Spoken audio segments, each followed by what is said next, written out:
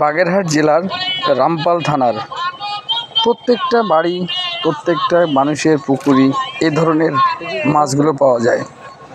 এখানে রয়েছে বড় বড় গ্লাস কাপ, রয়েছে বড় বড় কাতলা মাছ, এবং প্রত্যেকটা বাড়ি আপনি মাছ এবং মাছের সমারোহ সবসময় দেখতে পাবেন। এখানে মানুষের প্রধান মাছের চাষই সব। এখানে মাছ চাষ ছাড়া মানুষ অন্য কিছু তেমন একটা করে না, কারণ পানি লবণাক্ত থাকার জন্য এখানে মাছ চাষে প্রচুর লাভজনক ব্যবসা, সেজন্যই সবাই মাছের চাষ করে।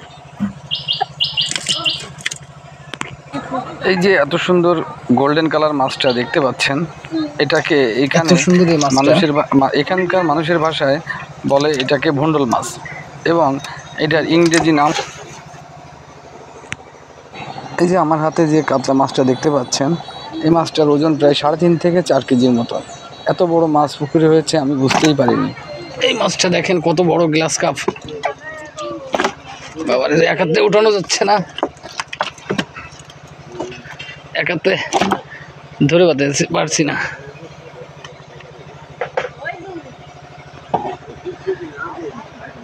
এটা হচ্ছে কালবাউস, এটা হচ্ছে কালবাউস, এটা কাতলা, এটা হচ্ছে বন্ডল। এই মাছটার নাম হচ্ছে বন্ডল মাছ।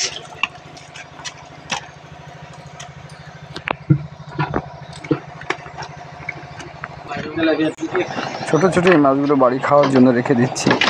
এটা কি মাছ? কাতলা। কাতলা?